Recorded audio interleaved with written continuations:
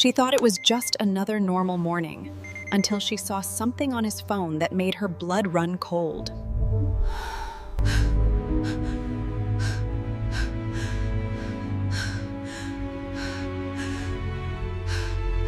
Claire Whitmore noticed the silence first. Not the normal, peaceful kind that came before the kids woke up. Not the quiet hum of a Saturday morning when sunlight slid softly through the kitchen curtains. This silence felt wrong. Heavy. Like the house itself was holding its breath. She stood at the sink rinsing cereal bowls, warm water running over her hands while cartoons murmured from the living room.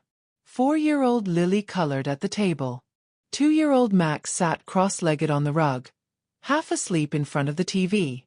Everything looked ordinary. So why did her chest feel tight? Daniel should have been joking around by now. He was always loud in the mornings, opening cabinets too hard, humming off-key, asking where his boots were like they hadn't been in the same place for 10 years. But today? Nothing. No voice. No footsteps. No coffee brewing. Just quiet. "Mommy," Lily said, not looking up from her crayons. "Where's Daddy?" Claire glanced toward the hallway. Garage, maybe. But even as she said it, she wasn't sure. Daniel had been off lately. Phone glued to his hand, turning the screen away when she walked by. Late night scrolling. Random trips outside to take calls. At first, she'd rolled her eyes. Men and their secrets. Probably fantasy football or some dumb group chat. Then she started noticing how tense he looked. Like he was waiting to get caught. Her first thought had been the obvious one. He's cheating. The idea hurt, but it made sense. Affairs were ugly, but they were common. Survivable. Still, something about his behavior felt bigger than guilt. It felt like fear. She dried her hands slowly and walked toward the side door that led to the garage. The metal handle felt cold. When she stepped inside, she saw him immediately. Daniel stood near the workbench with the leaf blower running. Leaf blower. Inside the garage. Blowing nothing. Grass barely moved across the concrete. And when he saw her, he flinched. Actually flinched. Then, too quickly, he shoved his phone into his back pocket. Like a kid hiding cigarettes from a parent. Claire stopped walking. That small movement told her everything. "What are you doing?" she asked. "Talking to Eddie," he said fast. Too fast. She listened. No voice. No speaker. No call. Just the loud mechanical whine of the blower. She stepped closer and turned it off. The sudden silence rang in her ears. "Let me see your phone," she said calmly. His jaw tightened. "Why?" "Because you're acting weird." "I'm not acting weird." "Daniel." He avoided her eyes. That scared her more than anything. 10 years of marriage and he had never avoided her eyes. "Give me your phone." "No." The word landed hard between them. Not defensive. Not annoyed. Scared. Claire's stomach dropped. "What is on there?" she asked slowly. "That's so bad you won't unlock it?" "It's nothing." "Then show me." He shook his head. They argued for nearly an hour. Back and forth in circles. Him deflecting. Her pushing. Finally she said it. "Passcode." "Now." He stared at the floor like he was deciding something life-changing. "If I give it to you, can we talk first?" "No." Her voice surprised even her. Cold. Final. After a long moment, he muttered the numbers. She didn't even open it yet. "Leave," she said. "What?" "Get out. Go cool off. Just go." He hesitated, then grabbed his keys and walked past her without another word. The garage door rumbled open, then closed. Gone. Claire stood there alone with his phone in her hand. Her heart hammered. She told herself it was going to be texts. Pictures. Some other woman. It would hurt, but she'd survive. She unlocked the screen. Opened the browser. tapped the last page, and froze. Her blood turned to ice. Not cheating. Not even close. Something darker. Something that made her hands shake so badly she nearly dropped the phone. Something that told her, instantly and without question, this wasn't a marriage problem. This was a police problem. She didn't scream. Didn't cry. Didn't think. She simply grabbed her phone and dialed 3 numbers. And with that call, the life she knew ended forever. Claire didn't remember hanging up the phone. 1 second the dispatcher's calm voice was asking for her address. The next, she was standing in the kitchen staring at nothing while Lily tugged on her pajama sleeve. Mommy. Claire blinked. Right. The kids. She forced air into her lungs. Hey, sweetie, she said softly, kneeling down. Why don't you take Max to your room and play for a bit, okay? Where's Daddy? He had to go out. That was technically true. Her hands were shaking so badly she pressed them against the counter to steady herself. She could still see the image burned into her mind. Still feel the sick drop in her stomach. She'd worked emergency medicine for 3 years.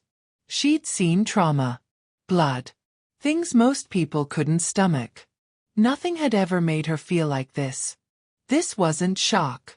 This was betrayal mixed with fear. Because this wasn't a stranger. This was her husband. The father of her children. How long? The question wouldn't stop repeating. How long had this been happening right under her nose? Headlights flashed across the living room wall. A car door shut. Then another. She peeked through the blinds. 2 sheriff's cruisers. Her heart started racing again. This is real, she thought. This is actually happening. A knock came at the door.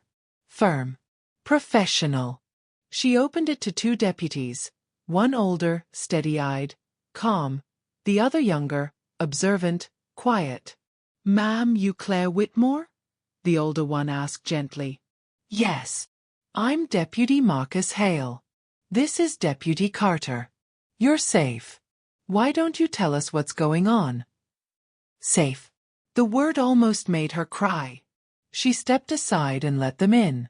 The house suddenly felt smaller, like every wall was listening. I found something on my husband's phone, she said. Something bad. Hale nodded slowly. Not surprised.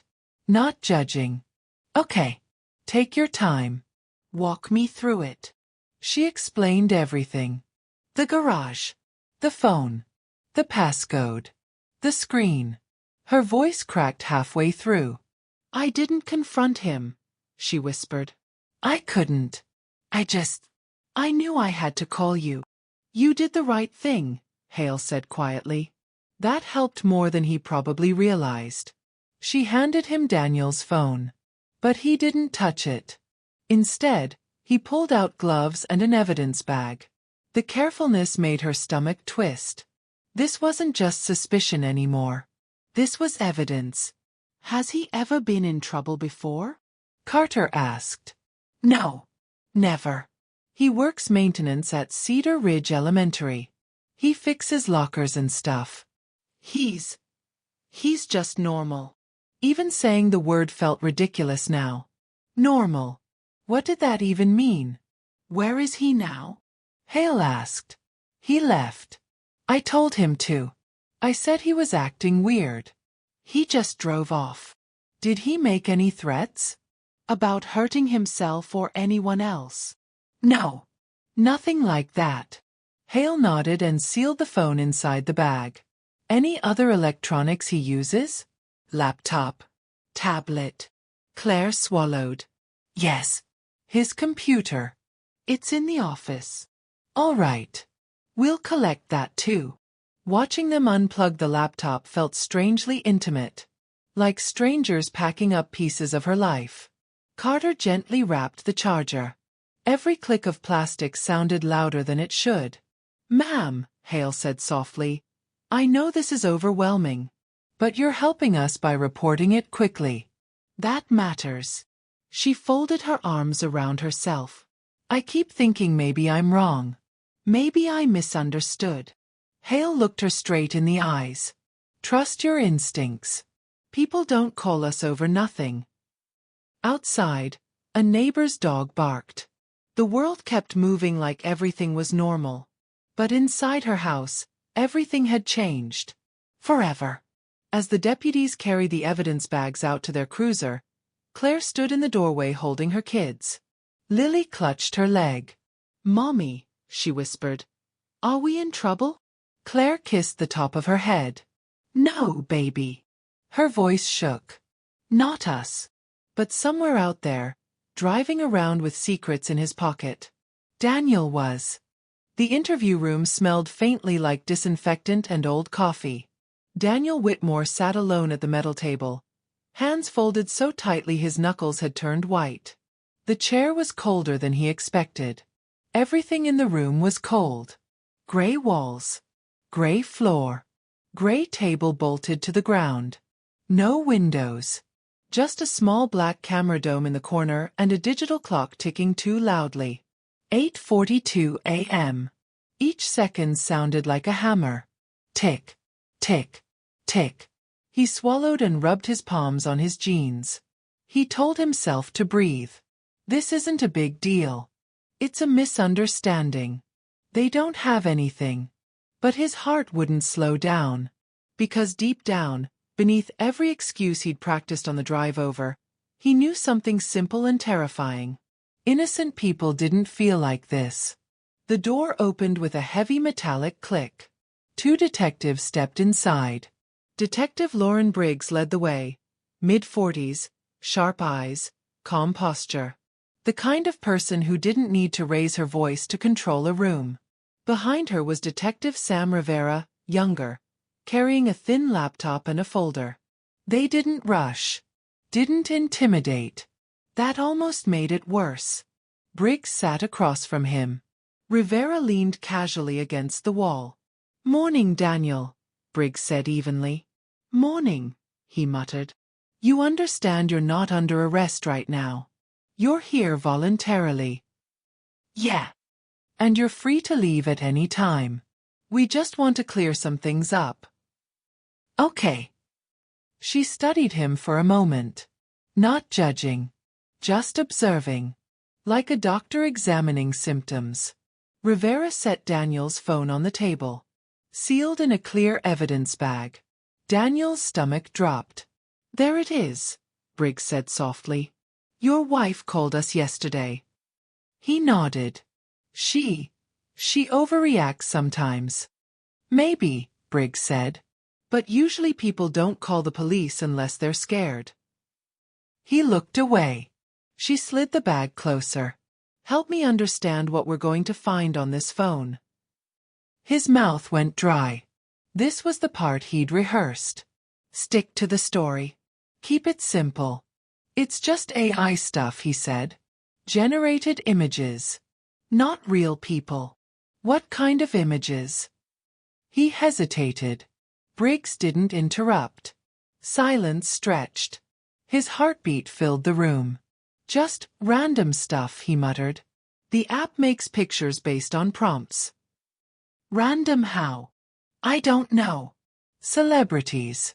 People. Fake scenarios." Rivera spoke for the first time.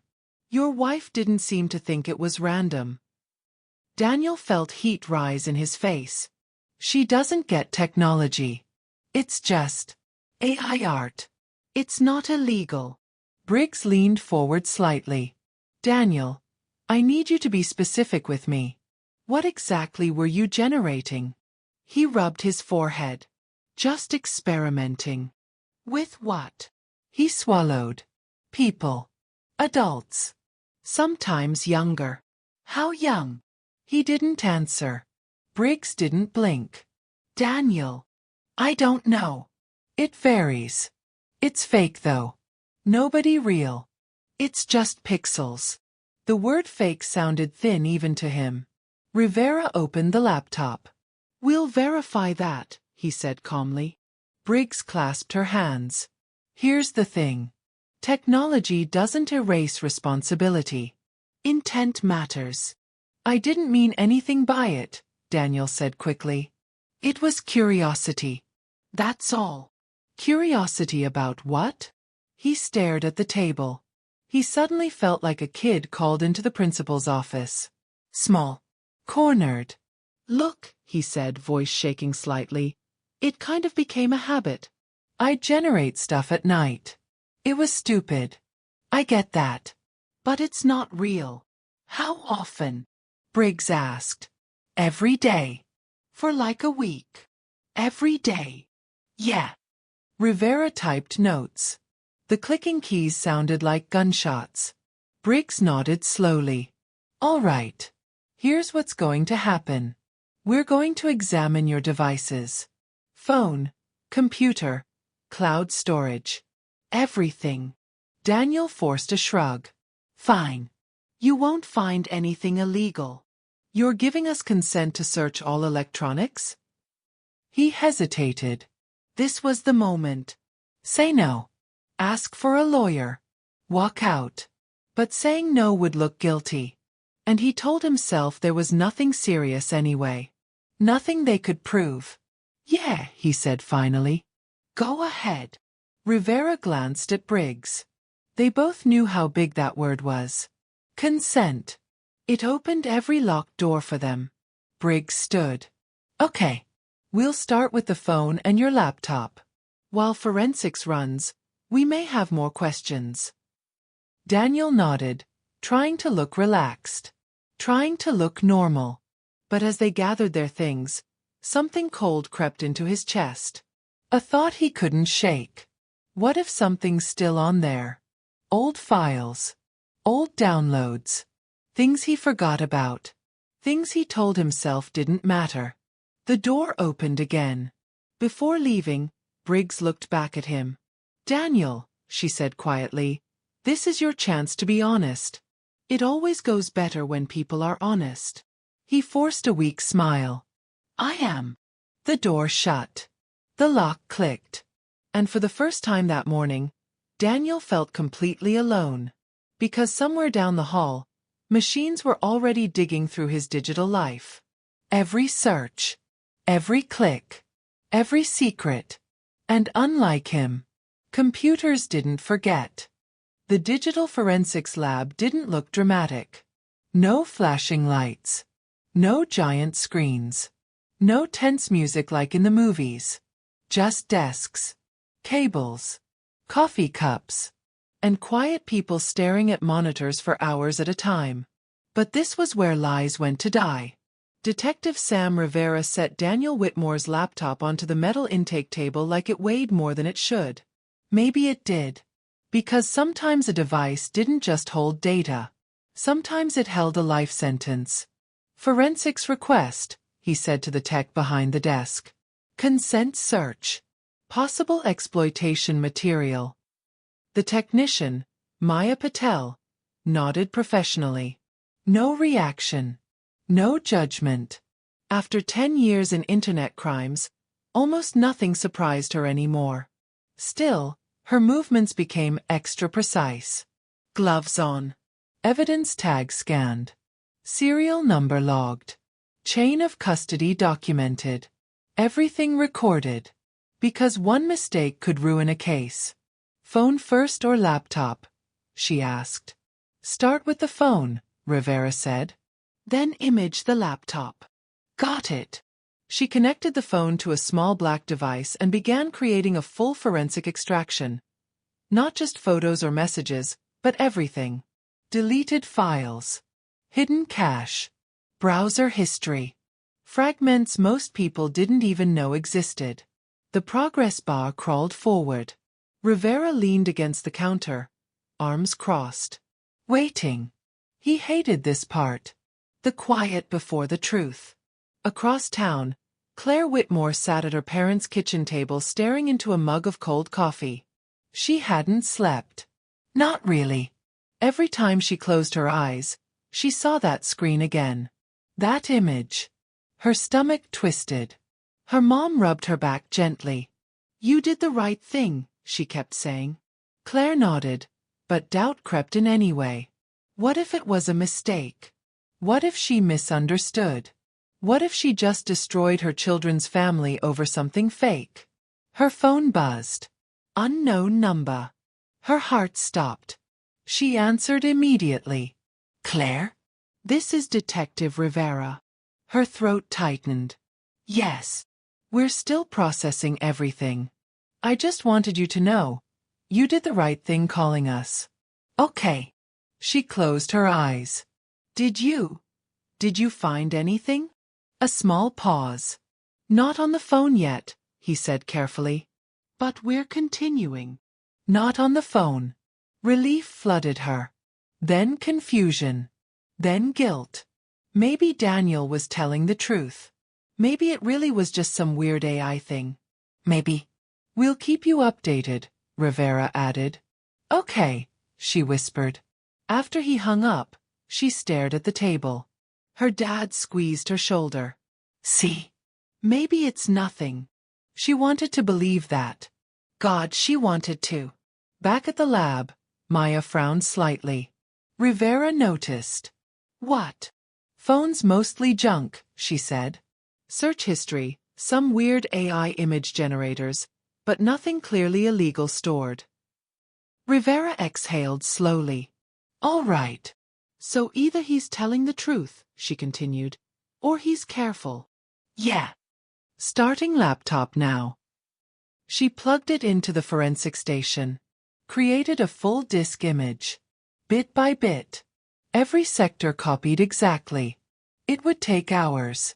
Rivera grabbed coffee and waited. 2 hours later. Okay, Maya said. Image complete. Running hash scans. Hash scans compared every file on the device against databases of known illegal content. Files already identified and cataloged by national agencies. If there was a match, it would light up instantly. She hit enter. The software began scrolling through thousands of files. Green, green, green. Normal files. Documents. Spreadsheets. Photos of the kids. Vacation pictures. Rivera felt himself relax slightly. Maybe this was just going to be a strange domestic dispute. Maybe. The screen flashed red. A sharp alert tone pinged. Maya froze. Rivera stepped closer. What is it? She didn't answer at first. Just stared. Then quietly. We got a hit. His chest tightened. How many? She scrolled. More red. Then more. And more. The counter climbed. 5, 12, 27, 46. Rivera's stomach dropped. Keep going, he muttered. The number didn't stop. 73, 89, 104. Finally it settled. She leaned back slowly. 103 confirmed matches. The room felt suddenly smaller. Confirmed matches meant one thing. Not AI. Not fake. Not generated. Real. Already documented. Already victims. Rivera rubbed his face. Anything unknown? Yeah, she said quietly. Another batch not in the database. Still illegal. Just not catalogued yet. Silence filled the lab. Hours ago this had been a maybe. A gray area. Now it wasn't gray at all. It was black and white. Open and shut. Rivera picked up his phone. Call Briggs, he said. Yeah. We got him. On the other end, Detective Briggs didn't hesitate. Bring him back in, she said. Second interview. She paused. Then added quietly. And this time, it's not voluntary. Down the hall, Daniel Whitmore sat alone again, tapping his foot, trying not to think, trying to convince himself everything was fine. Because if the phone was clean, then he was safe. Right. The door opened. Detective Briggs stepped inside. Her face had changed. No softness. No patience. Just certainty. Daniel, she said calmly, we need to talk again. And suddenly, he knew. The walk from the holding area back to the interview room felt longer this time. Daniel noticed everything. The scuffed linoleum floors. The buzzing fluorescent lights. The echo of his own footsteps between the walls. Earlier, he'd told himself this was routine. A misunderstanding. Paperwork. Now, no one was chatting. No one smiled. Deputy Carter didn't make small talk like before. He just walked behind him, quiet, professional. That scared Daniel more than yelling would have. When they reached the door, Carter opened it without a word. Have a seat. The same gray room. The same metal chair. But it didn't feel the same. Before it felt temporary. Now it felt like a trap. Daniel sat. His palms were already sweating. What did they find? Nothing, probably. Just stay calm. Stay calm. The door opened again. Detective Briggs stepped in first. Rivera followed, carrying the laptop in a clear evidence bag. Daniel's stomach dropped instantly. They didn't even sit right away. They just placed the bag on the table between them. Like a weapon. Briggs folded her hands. Her voice was steady. Professional. But colder than before. Daniel, we finished the forensic review of your devices. He nodded too fast. Okay. We're going to go over what we found. Sure. Like I said, it's just AI stuff. She held up a hand. He stopped. That single gesture shut him up completely. We examined your phone, she said. There wasn't much stored directly on it. Mostly generator sites and search history. Relief washed over him so fast he almost laughed. See? I told you. But then she continued. Then we examined your laptop. The relief vanished. His throat tightened. Rivera slid a folder across the table. Didn't open it yet. Just let it sit there. Heavy. We recovered over 100 image files, Briggs said. Daniel blinked. What? Over 100? That's not possible. Each one matched known material already catalogued by the National Center for Missing and Exploited Children. The words hit like bricks. Known. Catalogued. Real. No, he said quickly. No, that's not mine. I never downloaded anything like that. Rivera finally opened the folder. Inside were printed reports. File names. Dates. Hash values. Cold technical proof. These files weren't generated, Rivera said calmly. They weren't AI. They weren't fake. They're real-world evidence from active criminal investigations. Daniel stared at the papers like they were written in another language. I don't understand. Maybe it's a mistake. 103 mistakes? Briggs asked quietly.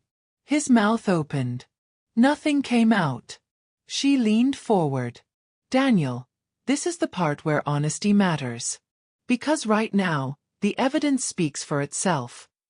I never saved anything, he said, voice cracking. Maybe something downloaded automatically. Or a virus or something. Rivera shook his head. That's not how this works.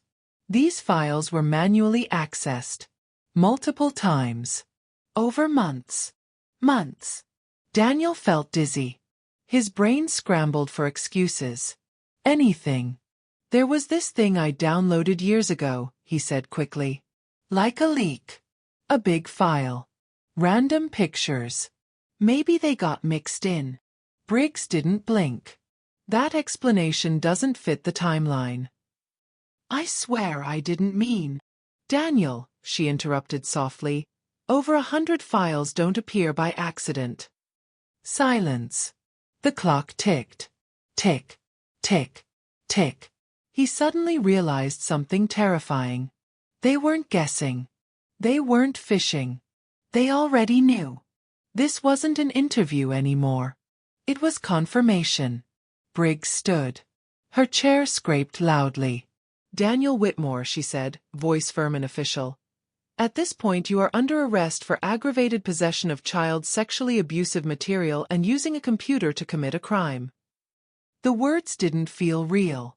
Like they were happening to someone else. You're kidding, he whispered. I'm not. Rivera stepped forward. Stand up for me. Daniel didn't move. His brain lagged behind reality. This can't be happening. I have kids. I have a job. I didn't. Stand up, Rivera repeated, calm but firm. Slowly, Daniel stood. His legs felt weak. Turn around. Hands behind your back. Cold metal cuffs clicked shut around his wrists. The sound echoed. Loud. Permanent. Like a door slamming on his life. You have the right to remain silent, Briggs began. The rest blurred together. Rights. Lawyer. Court. Charges. Words floating past like static. All Daniel could think about was Claire. Her face when she found out. His kids. Their drawings on the fridge. Birthday parties. Normal life. Gone. Just gone. Rivera guided him toward the door. As it opened, Daniel caught one last glimpse of the table. The laptop still sitting there in its evidence bag. Silent. Harmless looking. And somehow the thing that destroyed everything. The hallway felt colder now. Longer. Like walking into a tunnel with no exit. Behind him, the interview room door shut. Click. Locked. And for the first time, Daniel Whitmore understood something simple and unavoidable. Secrets didn't stay buried forever. Eventually, they got downloaded. By Monday morning, everyone knew. Not the details. Not the charges. Just the headline. And sometimes the headline was worse. Local school employee arrested in child exploitation investigation. Claire stared at it on her phone while sitting in her parents' driveway. The words didn't even look real. Like they belonged to another town. Another family. Not hers. Not Daniel's. Not the man who used to burn pancakes every Sunday and forget trash day and fall asleep halfway through movies. But there it was. His name. Daniel Whitmore. 35. Maintenance technician. Cedar Ridge Elementary. Charged. Arrested. Facing prison time. Her hands trembled so badly she locked the screen. She couldn't keep reading. In the back seat, Lily hummed to herself, braiding a doll's hair. Max kicked his shoes against the car seat. Normal sounds. Kid sounds. And Claire suddenly felt this overwhelming, almost painful need to protect them from the world. Because the world was about to get ugly. Her phone buzzed. Then buzzed again. Then again. Texts. Unknown numbers. Old co-workers. Neighbors. Even parents from Lily's preschool. Is it true? I'm so sorry. What happened? Claire, call me. She powered the phone off. She couldn't explain something she didn't even fully understand herself. Across town, Cedar Ridge Elementary didn't feel normal either. The parking lot was fuller than usual. Parents walking kids inside instead of using drop-off. Teachers whispering near the entrance. Phones out. Everyone pretending not to stare at the maintenance garage near the back of the building. Daniel's garage. His truck used to be parked there every day at 6:30 a.m. sharp. Today it was empty. Principal Margaret Ellis stood inside the front office with the district superintendent on speakerphone. Her coffee had gone cold hours ago. This is a nightmare, she muttered. We need to get ahead of it, the superintendent said. Transparency. Reassurance. Make it clear he didn't work directly with students. He still worked here, Margaret said quietly. That was the part that bothered her. He'd fixed lockers. Replaced ceiling tiles. Unclogged sinks. He'd walked those hallways for 7 years. Kids knew him. They waved at him. Mr. Dan, can you fix this? Mr. Dan, my desk is broken. He always smiled. Always helped. Normal. So painfully normal. Immediate suspension, the superintendent continued. Effective today. Draft a letter to parents. Keep it factual. No speculation. Margaret sighed. I'll send it within the hour. She hung up and stared at the blinking cursor on her computer screen. How do you write something like this? How do you tell hundreds of families that someone they trusted turned out to be someone else entirely? She began typing. Careful. Clinical. Emotionless. We want to inform families that a district employee has been arrested following a law enforcement investigation. Each word felt heavy. At the county jail, Daniel sat on a narrow bench staring at the wall. His jumpsuit didn't fit right. Too stiff. Too bright. Nothing like his old work clothes that smelled like sawdust and motor oil. He'd always liked being the fix-it guy. Simple problems. Simple solutions. Loose hinge? Tighten it. Broken lock? Replace it. But this? There was no wrench for this. No repair manual. A guard walked past his cell. Keys jingling. Every sound echoed. He kept replaying the last few days in his head. Claire's face. The detectives. The laptop. That word. Arrested. He told himself it wasn't fair. That things got twisted. Blown out of proportion. But deep down, under all the excuses, a truth gnawed at him. If he hadn't hidden things. If he hadn't lied.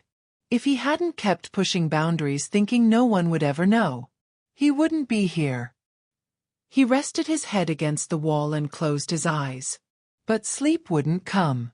That afternoon, Claire finally turned her phone back on. Big mistake.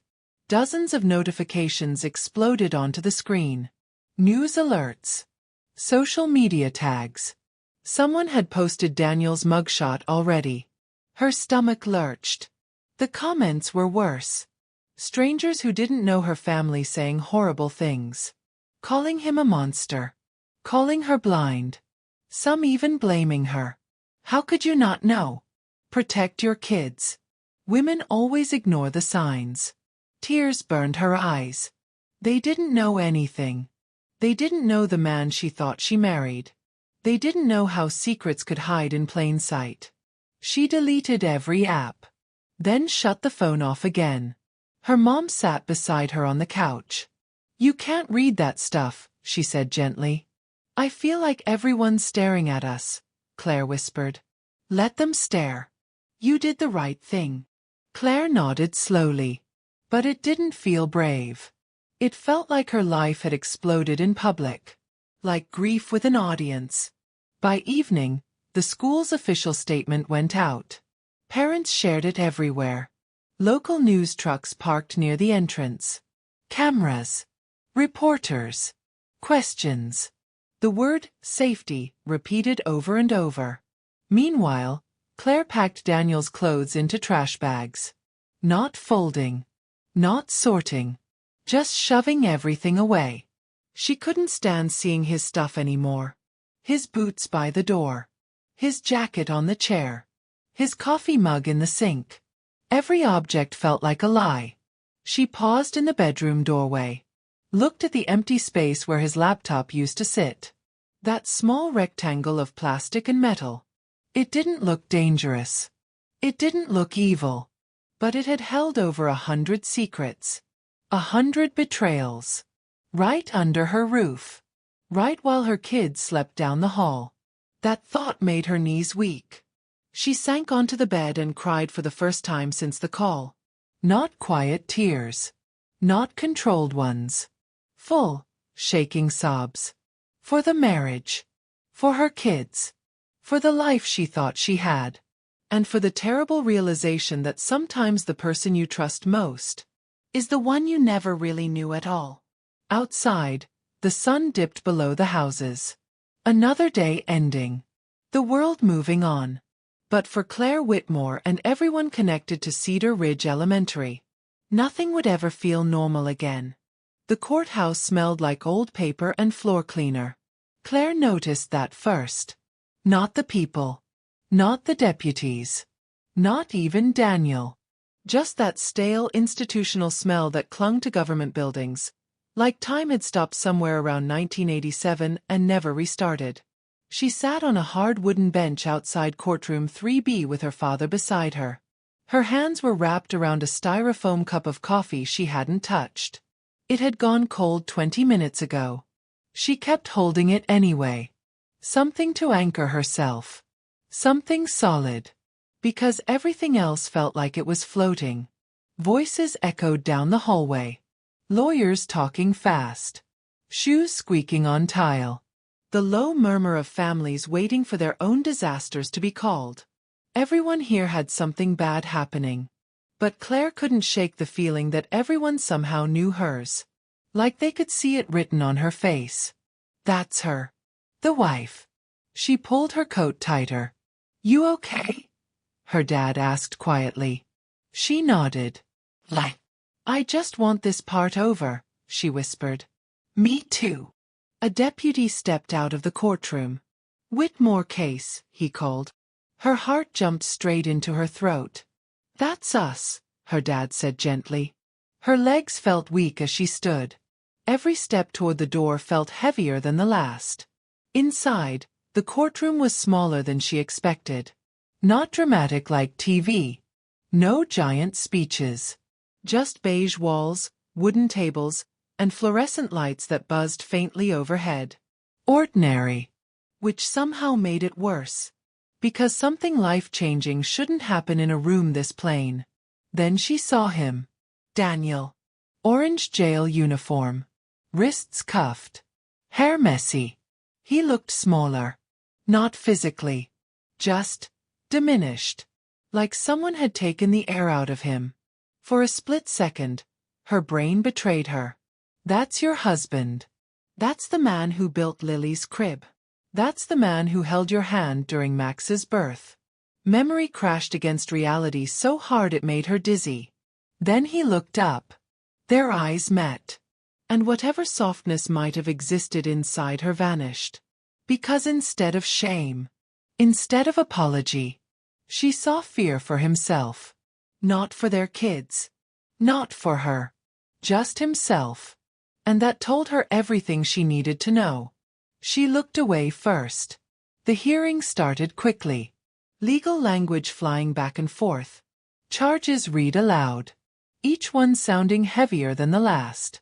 Aggravated possession of child sexually abusive material. Use of a computer to commit a crime. The words echoed unnaturally loud. Claire felt like everyone could hear her heart pounding. The prosecutor spoke calmly. Clinical. Over 100 confirmed files recovered from the defendant's personal laptop. Several positively identified through national victim databases. Numbers. Facts. No emotion. But every sentence felt like another nail sealing the coffin of her old life. Daniel's public defender stood. Argued for lower bond. First offense. Community ties. Family. Stable employment. Or used to be. The judge didn't look impressed. Given the severity of the charges and the quantity of material, the judge said, adjusting his glasses, bond will be set at $50,000. The gavel tapped once. Sharp. Final. Claire exhaled slowly. Part relief. Part sadness. Part something she couldn't name. 50,000. A number that meant he wasn't coming home anytime soon. And for the first time since all of this started, she felt safe. Then guilt immediately followed. How messed up was it to feel safer with your husband behind bars? Weeks passed in a blur of paperwork and phone calls. Meetings with a lawyer. Custody discussions. Changing bank accounts. Changing passwords. Changing everything. Her last name suddenly felt heavy. Whitmore. She'd signed it for a decade. Now she avoided writing it whenever possible. At night, the house felt different. Quieter. No late-night footsteps. No doors opening softly. No whispered phone calls. She hated that part of her felt relieved. But she couldn't ignore it. The fear was gone. That constant, low hum of something being wrong. It had disappeared. And that terrified her too. Because it meant her instincts had known before her brain did. 2 months later came the plea hearing. Claire almost didn't go. But she needed to hear it herself. Needed closure. Daniel stood at the defense table again. Looking thinner now. Paler. His lawyer leaned in and whispered something. Then the judge spoke. "Mr. Whitmore, how do you plead?" Silence. The entire room holding its breath. "No contest," Daniel muttered. The words felt small. Pathetic. Like he couldn't even say guilty. Like he still needed a sliver of denial. The judge nodded. "In exchange, the secondary computer charge will be dismissed. Sentencing scheduled for April 25th. Just like that. Years of marriage reduced to a 2-minute exchange. No speeches. No apologies. No dramatic breakdown. Just paperwork. Stamp. Next case. Claire stared at him one last time. Hoping, stupidly, for something. Remorse. Regret. Anything. But he just looked tired. Defeated. Still trapped inside himself. She realized then something important. He wasn't the man she married. Maybe he never had been. Maybe she'd loved a version that only existed on the surface. And the real version? The one with secrets and hidden folders and locked screens? That had been there all along. She just hadn't seen it. Outside the courthouse, cold wind hit her face. Fresh air. She inhaled deeply. Like surfacing from underwater. Her dad put an arm around her shoulders. "It's almost over," he said. She nodded. Yeah. But she knew something now. This wasn't the end. It was the beginning. New name. New life. New normal. Just her and the kids. No lies. No secrets. No phones clutched tight in guilty hands. For the first time in months. The future didn't feel terrifying. It felt quiet. And maybe, eventually, quiet would feel like peace. Spring came slowly that year. The snow didn't melt all at once. It clung to the sidewalks in gray, stubborn patches, like winter refusing to let go. Claire understood the feeling. Some mornings she woke up thinking everything had been a bad dream. Then she'd roll over to the empty side of the bed and remember. And the cold would settle back into her chest. But life didn't stop. It never did. Not for heartbreak. Not for court dates. Not for shame. The alarm still rang at 6:30. Lunches still needed packing. Backpacks still needed zipping. Kids still needed their mom. So she got up. Every day. Even when it felt impossible. Sentencing day arrived quiet and overcast. No news trucks this time. No crowd. Just routine. Like the system had already moved on to the next tragedy. Claire didn't bring her parents. Didn't bring anyone. She wanted to face this alone. Not because she was strong. But because she was tired of people watching her survive something. Inside the courtroom, Daniel looked different again. Thinner. Hollowed out. Like time had scraped him down to the bones. He didn't look at her. Not once. She wasn't sure if that hurt more or less. The judge reviewed the file. Voice steady. Professional. Detached. Given the nature of the evidence, the volume of material, and the breach of public trust due to employment at an elementary school. Each phrase landed heavy. Deliberate. This court sentences the defendant to 8 years in state prison, followed by supervised release and mandatory registration as a sex offender. 8 years. The number echoed in her head. 8 birthdays. 8 Christmas mornings. 8 summers. Gone. Not just for him. For all of them. The gavel struck. Sharp. Final. And that was it. No music. No dramatic moment. Just paperwork shuffling and a deputy guiding Daniel away. Like he was nothing special. Just another case file. Claire expected to feel something huge. Anger. Relief. Victory. Instead, she felt empty. Like the storm had finally passed and left nothing but debris. Outside, the air smelled like rain. She stood on the courthouse steps for a long time. Cars passing. People walking. The world continuing. How strange that everything looked the same. The same sky. The same trees. The same streets. Yet her life had completely split into two halves. Before. After. Her phone buzzed. A text from her mom. How did it go? Claire stared at the screen. Then typed. It's done. 3 simple words. But they felt heavier than anything she'd ever written. Weeks turned into months. And slowly, painfully, things changed. She sold the house first. Too many memories in the walls. Too many ghosts in the hallways. Every creak at night sounded like the past coming back. So she packed everything into boxes. Again. A smaller place across town. 2 bedrooms. Tiny kitchen. Old carpet. But it felt lighter. Like a place where nothing bad had happened yet. A fresh start. The kids adapted faster than she did. They always did. Lily decorated her new room with glow-in-the-dark stars. Max claimed the corner spot on the couch like it was a throne. Children had this incredible ability to keep going. To accept change without dissecting it. Sometimes Claire envied that. The hardest part wasn't the move. Or the court. Or even the whispers at the grocery store. It was the questions. Where's Dad? At first, she didn't know how to answer. Too much truth felt cruel. Too many lies felt wrong. So she chose simple. Dad broke some serious rules and has to be away for a long time. Lily had nodded quietly. Max just asked if they could still have pizza on Fridays. Life reduced to what mattered most. Safety. Routine. Love. Maybe kids understood more than adults did. One afternoon, months later, Claire found Daniel's old phone in a drawer. She must have missed it during the packing. The sight of it made her stomach twist. That small black rectangle. So ordinary. So harmless looking. The beginning of everything. She turned it over in her hand.